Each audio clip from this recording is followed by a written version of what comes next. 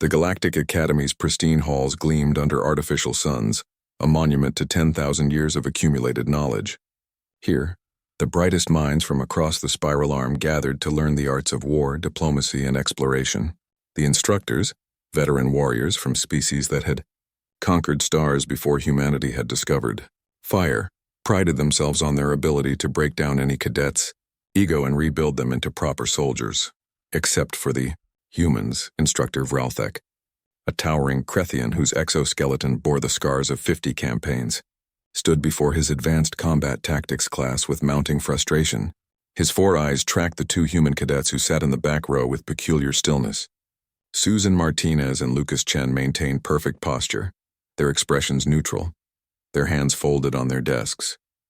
They never interrupted, never questioned, never showed the aggressive enthusiasm that marked promising warriors. Pathetic, Vralthek clicked in the Krethian language to his assistant instructor. The humans sit like prey animals waiting for death. The other species in the class displayed proper warrior spirit. The Thoraxian cadets buzzed with competitive energy, their wing cases rattling during tactical discussions. The Xanthari delegation argued every tactical point with passionate intensity. Even the typically reserved Quillian students showed animation when discussing battlefield doctrine. But the humans?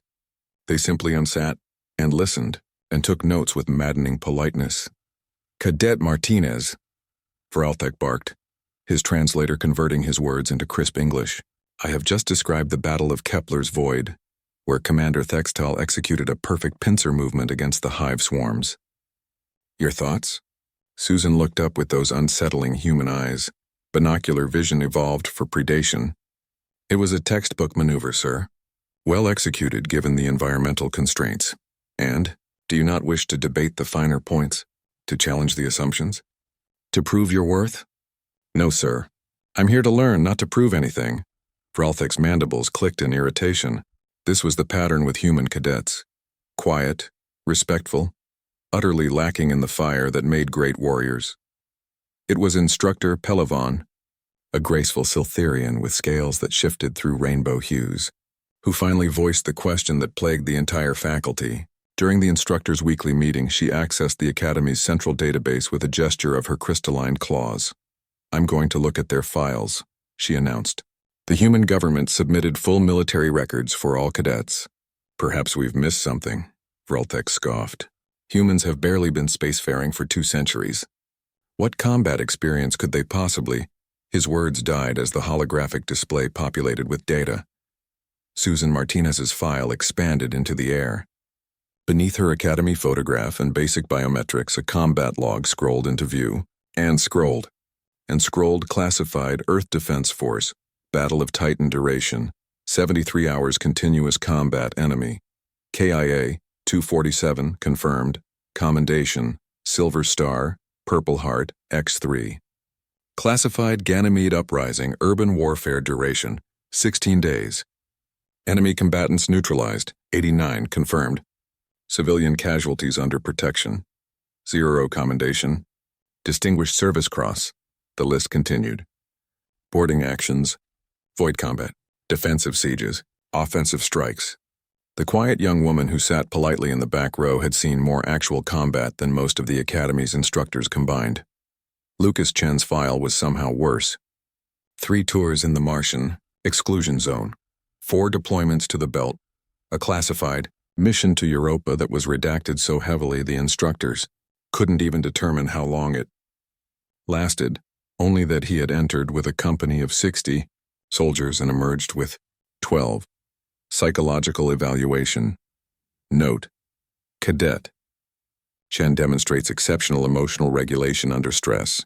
Recommend continued monitoring for signs of combat fatigue. Subject deflects personal discussions. Maintains focus on mission objectives. No signs of glory-seeking behavior.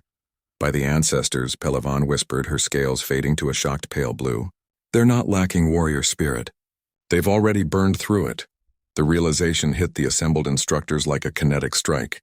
Humans came from a death world where they were simultaneously apex predator and prey. They had spent their entire history fighting each other in increasingly horrific ways. By the time they reached the stars, they had already perfected the art of industrial-scale warfare. These children, because at 23 and 24, they were children by galactic standards, had already survived conflicts that would break veteran warriors of elder species. Ralthek found himself reviewing tactical lectures with new eyes.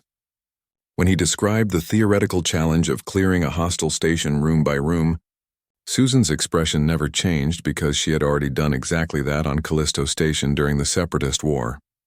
When he discussed the psychological strain of prolonged combat operations, Lucas remained still because he already knew what it meant to fight for weeks without real sleep, to make life or death decisions in microseconds, to watch friends die and keep moving forward.